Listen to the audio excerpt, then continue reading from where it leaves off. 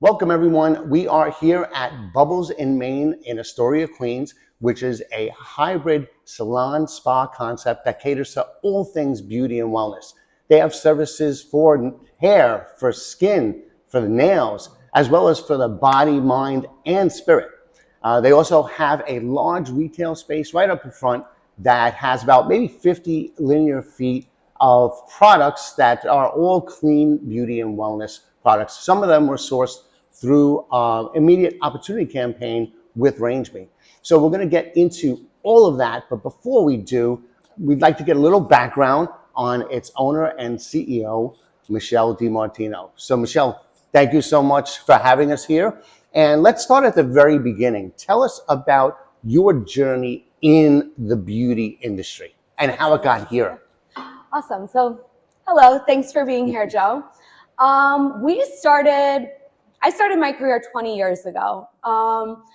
Started at Warren Tricomi in Greenwich, Connecticut. And then I moved to the city and I started a freelance career, working on photo shoots and traveling a lot for work. And then COVID happened and my career was kind of paused and put on hold.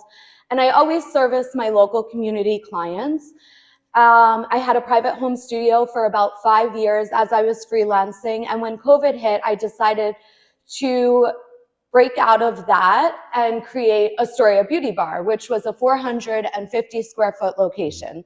Really tiny, about 2 stations. I wanted it to really feel like somebody was coming into our space and felt like they were at home. That took off really well. We really became known as the Curly Hair Salon in Astoria. That was our specialty. And through that, I was doing self-care wellness Sundays. And that really sparked and ignited something really beautiful within the community. And I wanted to hone in and do more of that. So I was looking to expand into a larger space, really more for the retail aspect and a place where we could host events. I found a space that ended up being pulled off the market. And they were like, we're going to show you the space next door. So I said, okay. I looked at the space and now this is Bubbles in Maine. It's about 2,500 square feet. So it's a really large expansion plan for us. And with this concept, I really want to take it nationally. We really want to grow Bubbles in Maine into a wellness self-care destination where people can come, feel heard, be able to express themselves, and really walk away feeling renewed. Gotcha. So you started working in salons, then working out of your home, and I know you do a lot of weddings and all of that. And then Astoria Beauty Bar, which we did feature on RangeMe because she used RangeMe to source some products there. But it's been really successful. It's still ongoing. That's the flagship. What was your experience there, and what made you decide you want this bigger and to really, really grow? And I know Goldman Sachs had a little bit to do with it. Right? Yes. So I was enrolled in a cohort with Goldman Sachs. It was about a 15-week intensive where we really dove deep into my business and tried to scale it. So I'll tell you a short little snippet. What happened was my mom got really sick. I had to shut down my business for over a month, and it was really hard as a new business owner. I realized there really was no business without me, and I had to come up with a way to figure out how I could scale into something larger. And that's the space. We were really blessed with an amazing opportunity when we came across this new location. It really had everything wrapped in one. And I think that's where the industry's going again. I think people really want to go to a one-stop shop all where they could be serviced for waxing, for skincare, for facials, for massage, for their daily hair needs. Well, it's cool how it evolves, because even the Astoria Beauty Bar, which won multiple awards, by the way, Best of the Borough awards. You started with hair, but you also had some beauty and wellness products there, and then you expanded into other offerings there. And the growth was really fantastic at that place. So this seems like the next evolution. And you're right, we do see a lot of trends in the industry where you have the beauty and wellness colliding. Like they're coming together. It's integrated. Everybody wants clean beauty products. The beauty from within is important too. So now this is the perfect time for it. Yeah. Now we could really offer everybody that one-stop shop, all with giving them a really good quality service. I think the direction in this industry especially is going towards the wellness space more and more. I think people are trying to slow down and be more centered and really work on their self-care routines. Yeah, and they're realizing how much wellness impacts Their beauty. day to day. Absolutely. You know, you have how much what you eat or what you do and stress, that impacts your skin, your hair, your nails. Absolutely. It all starts with what goes inside your body. It's going to radiate out. So tell us about the name. Where'd you come up with Bubbles in Maine? Bubbles in Maine. Well, we knew we wanted the brand to be fun, flirty. Like Joe mentioned, I do a lot of bridal. So we really wanted to cater to the bridal clientele as well. And when you're getting ready for the best moments of your life, you want to have a little champagne toast or a little bubbly. So we knew when we created this space, we wanted to bring in a mocktail bar. We wanted our services to be paired with an experience. So that's kind of where the bubbles came in. We were at a vineyard out in Long Island one day and we're like thinking of just different things. And the bubbles came from the rosé bubbles. We wanted to have a mocktail rosé bar at Bubbles in Maine, and then Maine from hair.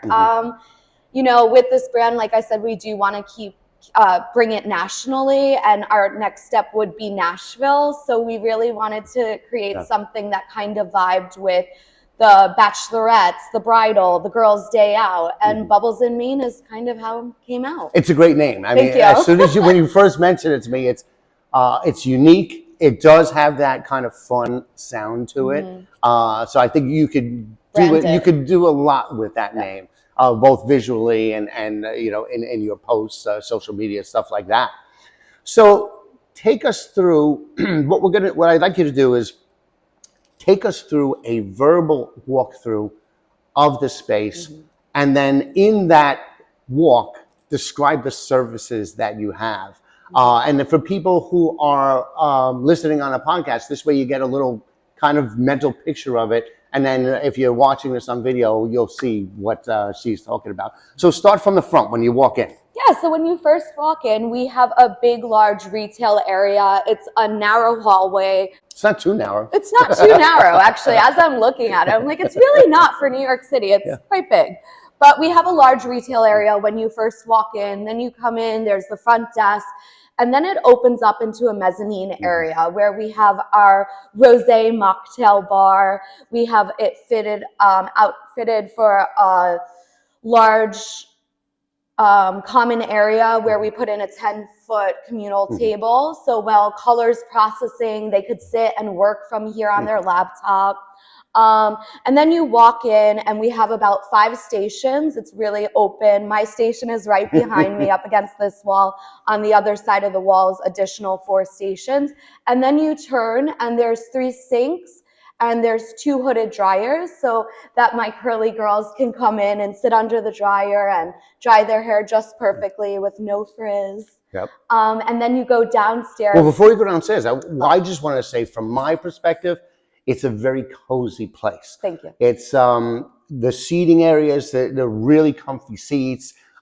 There's that little kind of plush seating thing there. We just got those in. You can just plop down. But the thing is, it gives me the feeling of like it will be comfortable waiting for like in between those different things.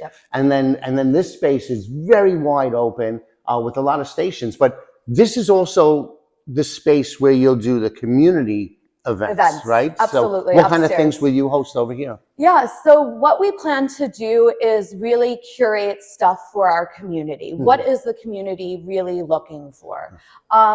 So that could be anything from birthday parties, bachelorettes, girls' day out. We want to do a book club, you know? So for me as a female entrepreneur, I want to get other local female artists in here, and just really curate something really special.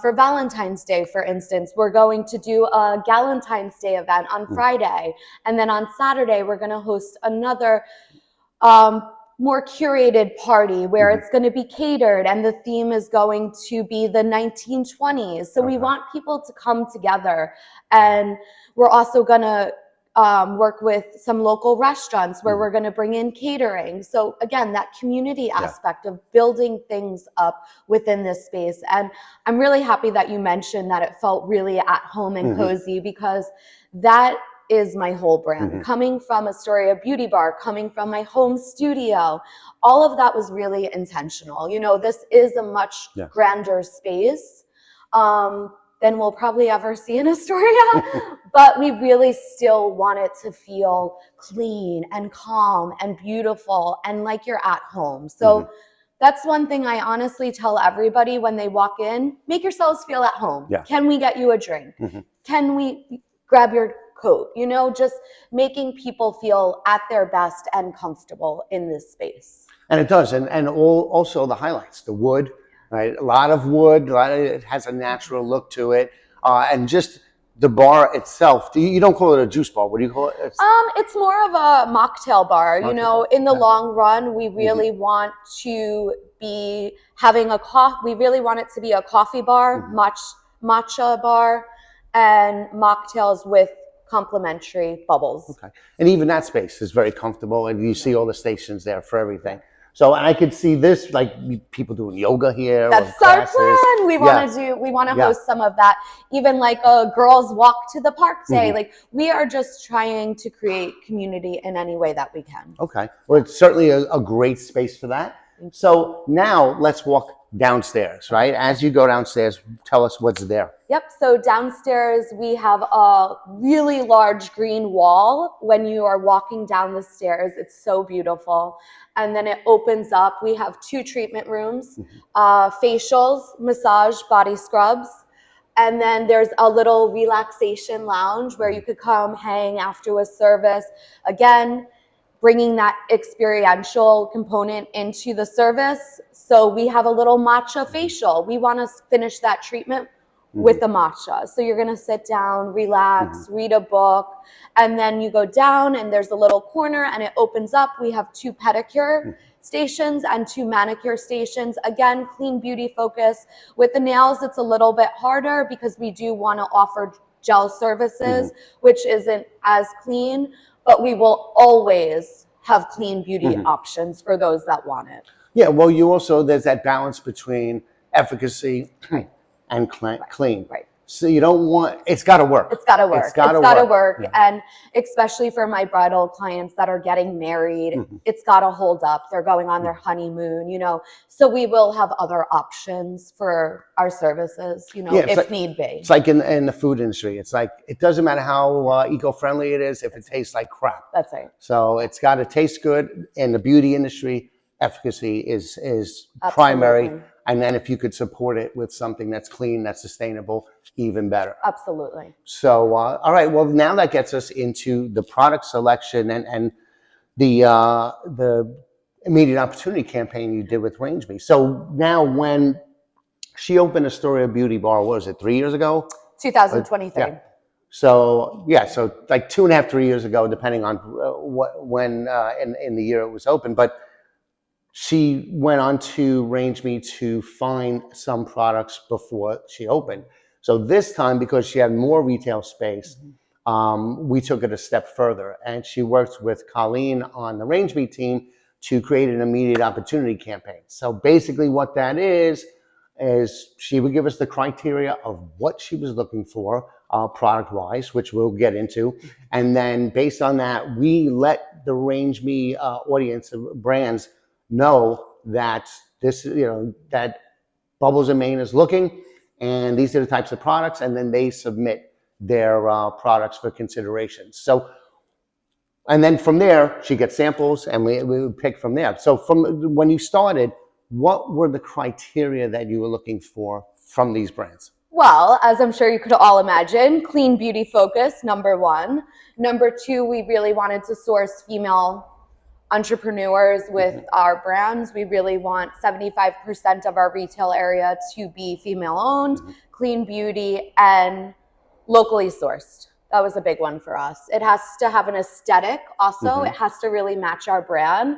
And I think that was a big one for us. You know, the packaging, the way that it looks, the way it smells, all 5 of our senses for me, especially in Bubbles in Maine, it's really important for me to stimulate all those senses. Like when you walk in the door of Bubbles in Maine, we have a fragrance, you know, it's a scent from the time you walk into the door.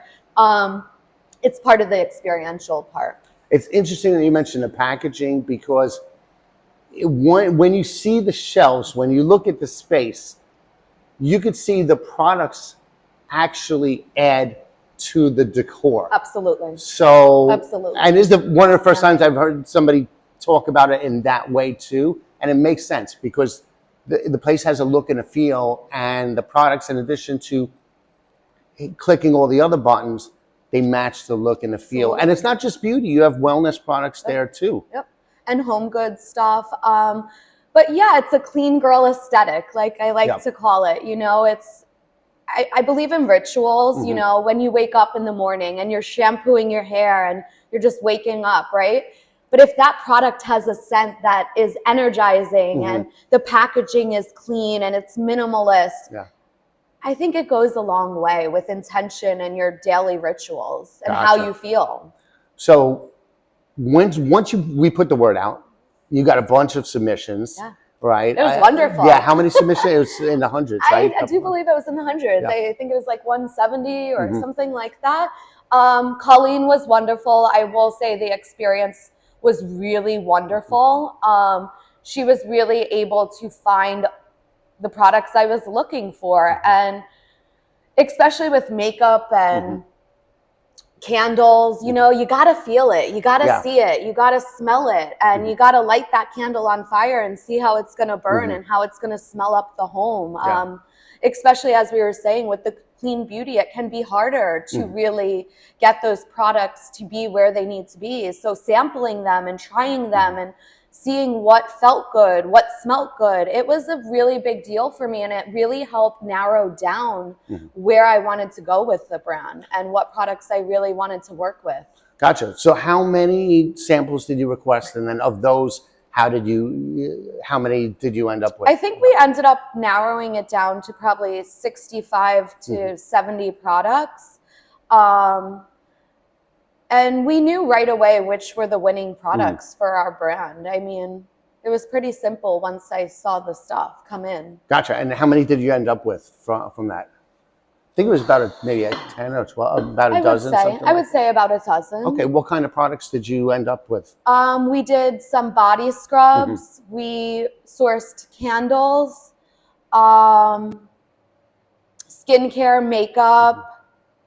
I think it was towels or something. Yes, we did microfiber towels, which are a huge hit actually on Christmas. That was one of our products that almost fully sold out, and we ordered a bunch of them. Yeah, it was the Veloro towels, and they're microfiber. They absorb up to 8 times the amount of moisture. So for our curly girls, microfiber towels are really important because they're a lot softer on the hair, more gentle, less likely to frizz the hair. See, that's something I would never think of with my hair. It's just whatever towel I got, that's it. But it's just, it shows you how beauty extends beyond makeup, hair products.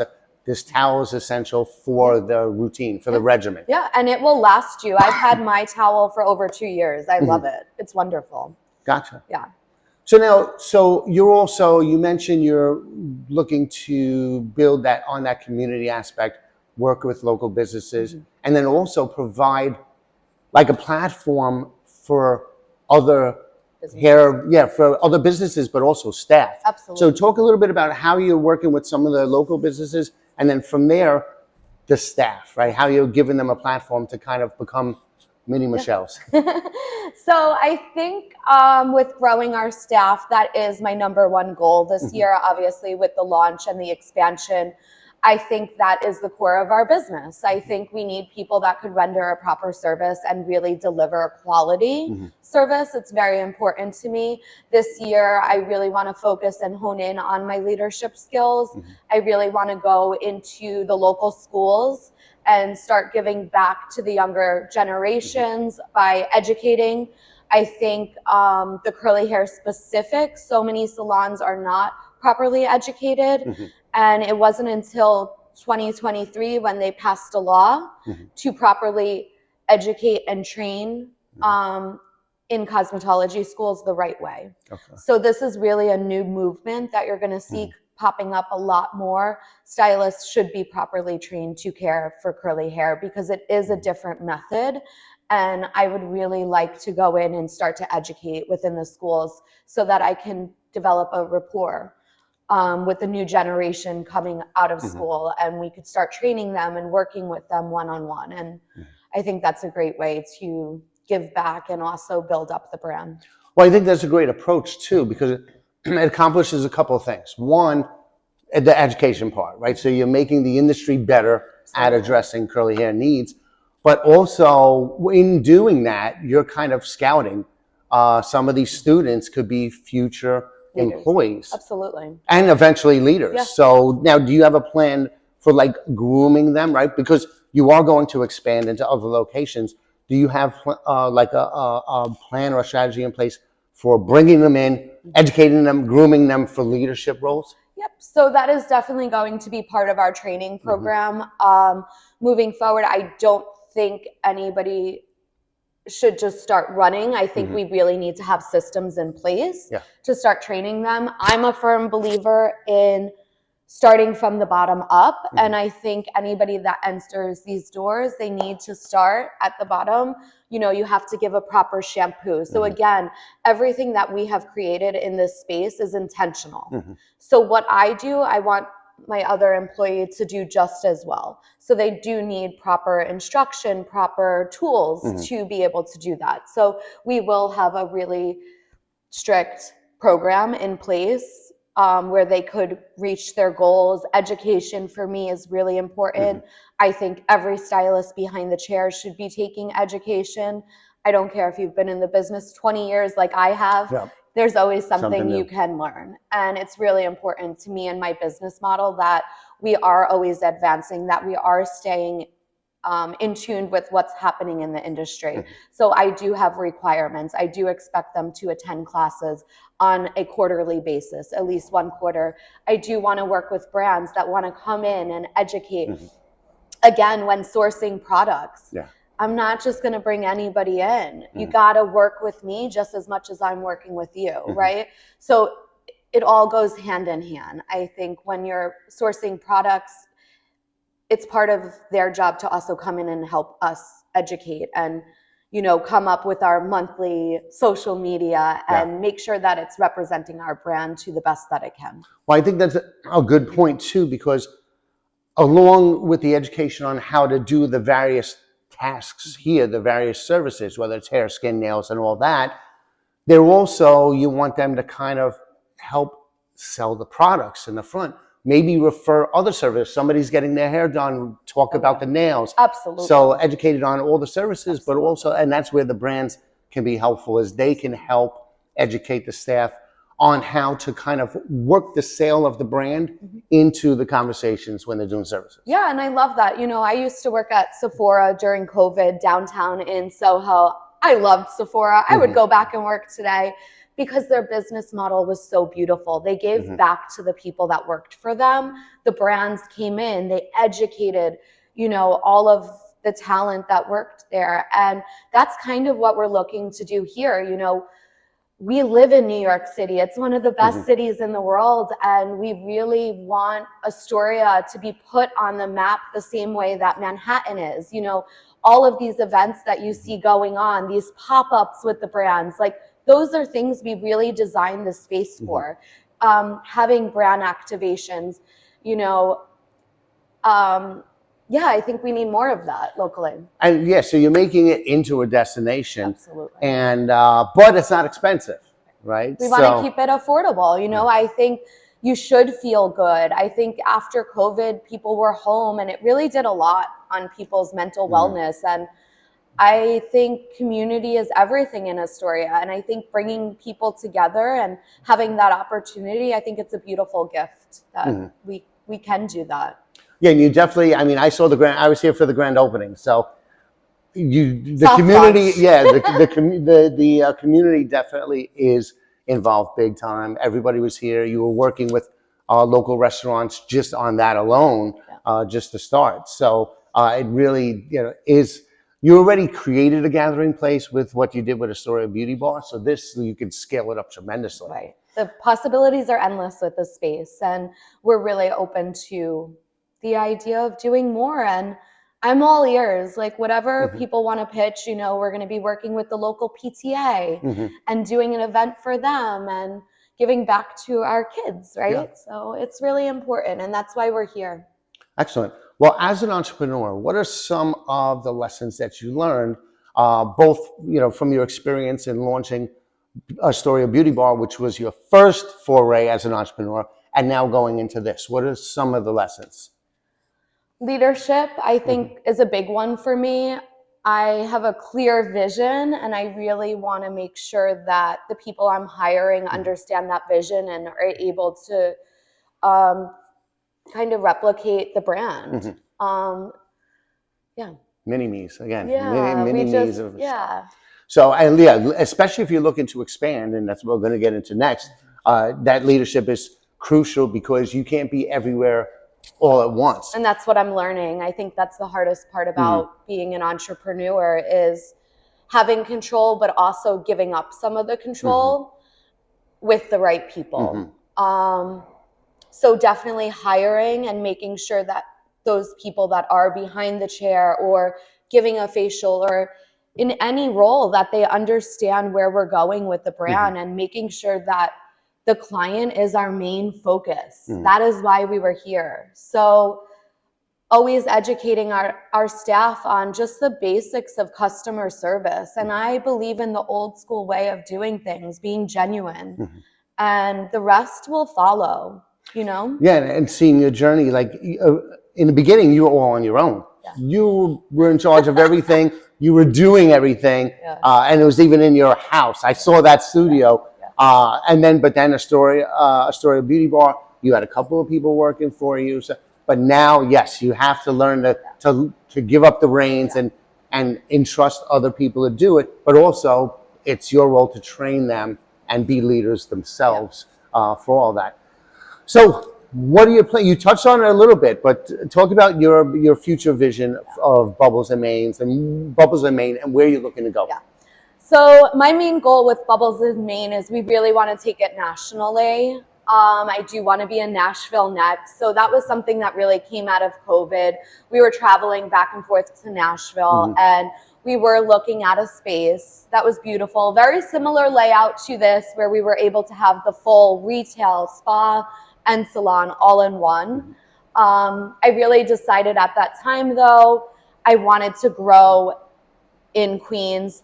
I really wanted to be our flagship location, and that's what we ended up doing. But we do want to take it nationally. We really want to be in all of those major cities where there's, those events happening for bridal, bachelorette, girls' day out, and that's kind of where we want to go. So, to wrap up, any final advice for other entrepreneurs, maybe people just getting into the business and they have thoughts of launching their own salon? Yeah, I say just have a vision and stick to it. You have to have a blueprint. You have to have a vision for your brand. What is your brand? Where do you want it to be? I think branding is really important, and I think you have to have a clear vision and just don't stop. Just stay true to who you are and who your brand is, and just keep going for it. Awesome. Well, great final thoughts. So thank you so much for joining us. And I look forward to seeing this grow and evolve and expand. Thank you. Thanks again. Yeah, thanks, Joe.